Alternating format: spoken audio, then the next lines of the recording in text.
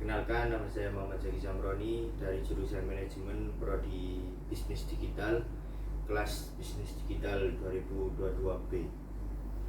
Di sini saya akan membaca narasi mengenai sejarah bahasa Indonesia yang menjadi keunggulan Indonesia sebagai bangsa dalam sudut pandang generasi kita serta prospek bahasa Indonesia di masa mendatang bila dihubungkan dengan disiplin ilmu yang kita pelajari sekarang.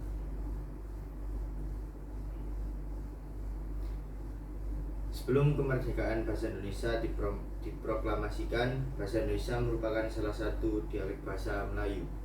Telah berabad-abad bahasa Melayu dipakai sebagai alat perhubungan antar penduduk Indonesia yang terdiri dari berbagai suku dan bahasa. Pada masa penjajahan Belanda, bahasa Melayu juga dipakai sebagai bahasa perhubungan yang luas, bahkan komunikasi antara pemerintah Belanda dan penduduk Indonesia yang memiliki berbagai macam bahasa juga menggunakan bahasa Melayu. Pada tahun 1928, saat dilangsungkannya Kongres Pemuda pada tanggal 28 Oktober, bahasa Melayu diubah nama menjadi bahasa Indonesia dan diikrarkan sebagai bahasa persatuan dan bahasa nasional dalam Sumpah Pemuda.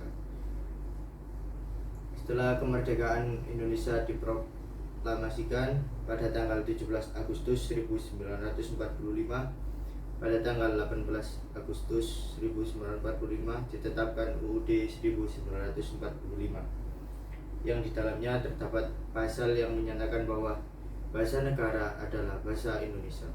Pernyataan dalam pasal tersebut mengandung konsekuensi bahwa selain menjadi bahasa nasional, bahasa Indonesia juga berkedudukan sebagai bahasa negara, sehingga dipakai dalam semua urusan yang berkaitan dengan pemerintahan dan negara.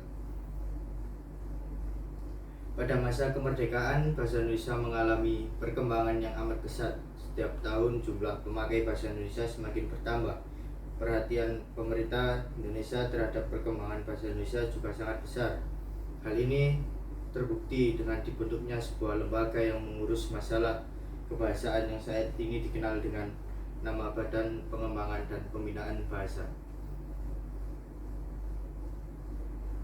Berbagai upaya mengembangkan bahasa Indonesia telah ditempuh, seperti adanya perubahan ejaan dari ejaan Val Hobson, ejaan Swandi, ejaan yang disempurnakan atau bisa disebut dengan EYD, hingga sekarang yang berlaku dalam ejaan bahasa Indonesia berdasarkan Peraturan Menteri Pendidikan dan Kebudayaan Republik Indonesia Nomor 50 Tahun 2015 tentang Pedoman Umum Ejaan Bahasa Indonesia.